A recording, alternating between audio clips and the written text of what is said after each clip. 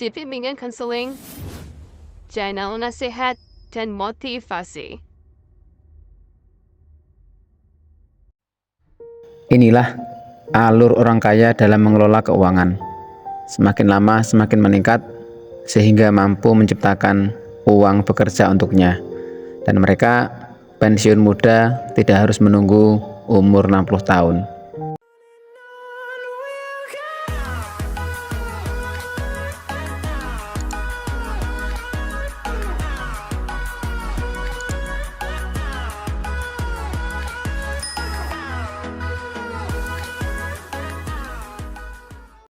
Sebenarnya perbedaan orang sukses dalam mengelola keuangan sangat simpel sekali.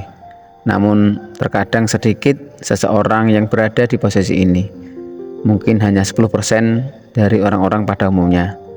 Dan di antara 90% orang-orang belum mampu memahami atau mengontrol pengeluaran tersebut.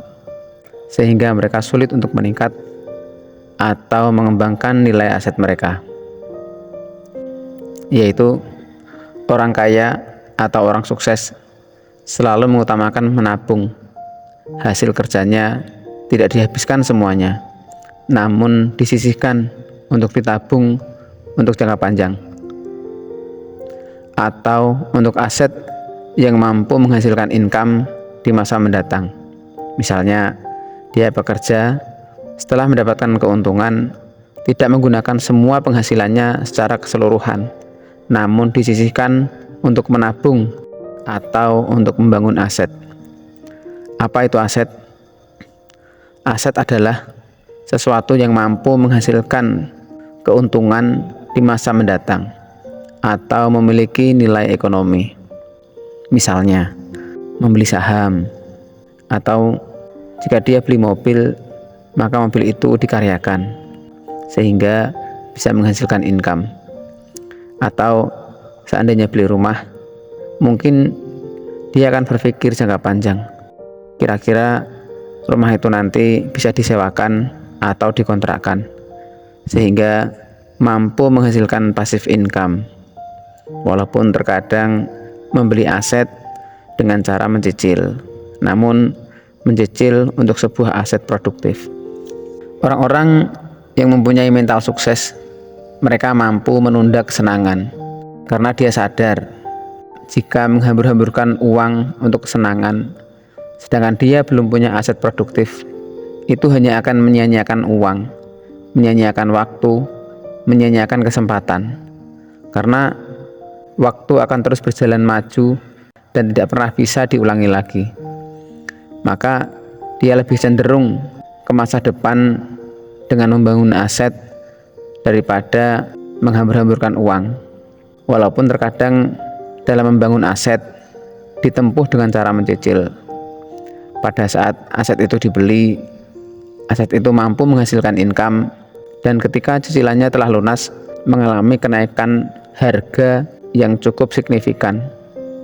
Contoh misalnya, beli rumah yang letaknya strategis untuk dikontrakan, atau beli tanah yang strategis untuk dibangun beberapa kios untuk disewakan.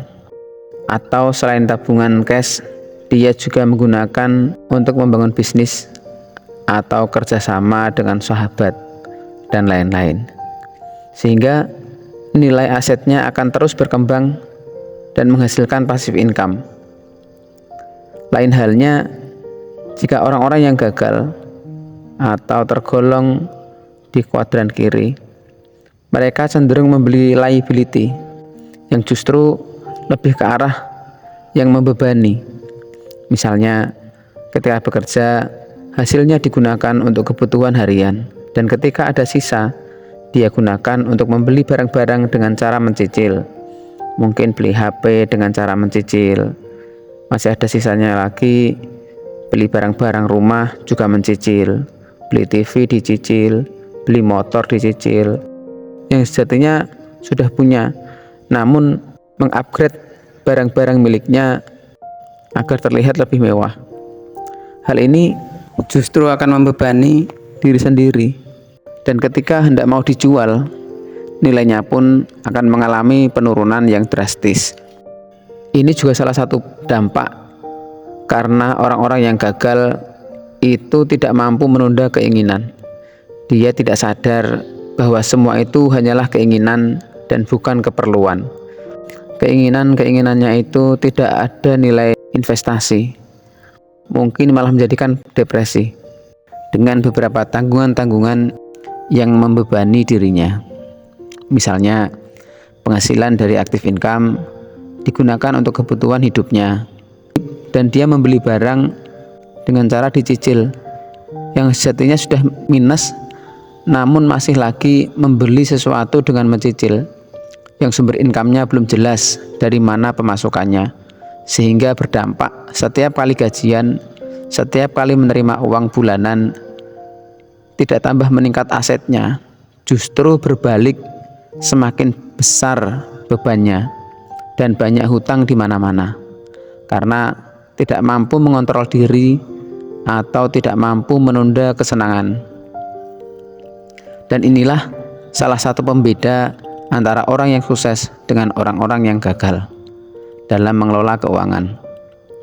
Orang sukses selalu berkembang dengan menabung, mampu menunda kesenangan, membangun aset, atau berpikir jangka panjang. Sedangkan orang-orang yang gagal, nilai uangnya cenderung menurun, berpikir untuk saat itu juga, tidak mampu menunda kesenangan, cenderung menghabiskan semua uangnya. Jangankan membangun aset, menabung saja tidak. Bahkan hasil kerjanya tidak cukup untuk memenuhi keinginannya yang kurang terkontrol, dan pula masih berhutang. Dia menggunakan kesempatannya hanya untuk mencicil barang-barang yang mungkin kurang diperlukan. Bahkan dia tidak sadar kalau suatu hari dia tidak bekerja, dari mana dia harus mencukupi kebutuhan hidupnya.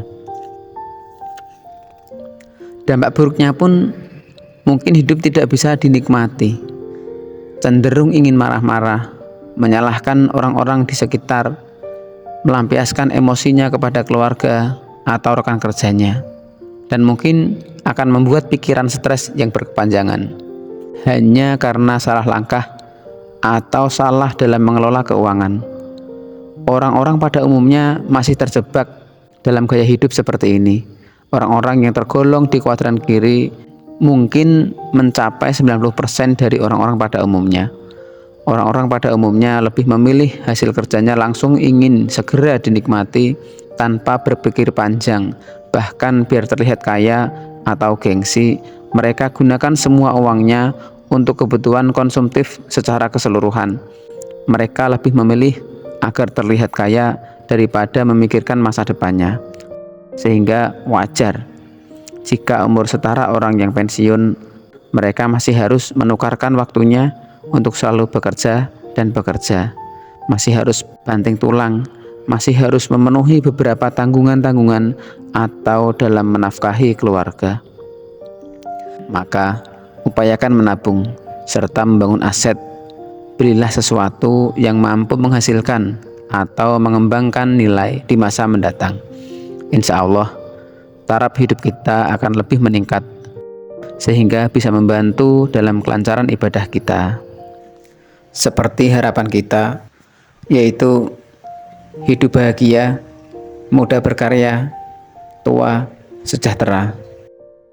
Demikianlah cara orang-orang yang tergolong di kuadran kanan di dalam mengelola keuangan, yaitu bekerja, aset, penghasilan, rencana masa depan. Sedangkan orang-orang yang tergolong di kuadran kiri, mereka bekerja, penghasilan, rencana masa depan. Sebenarnya sangat kecil sekali perbedaannya, namun sangat besar sekali dampak dalam kehidupannya. Demikian, semoga video ini mengandung hikmah dan bisa diambil manfaatnya. Alhamdulillah, jazakumullahu khairan. Wassalamualaikum warahmatullahi wabarakatuh.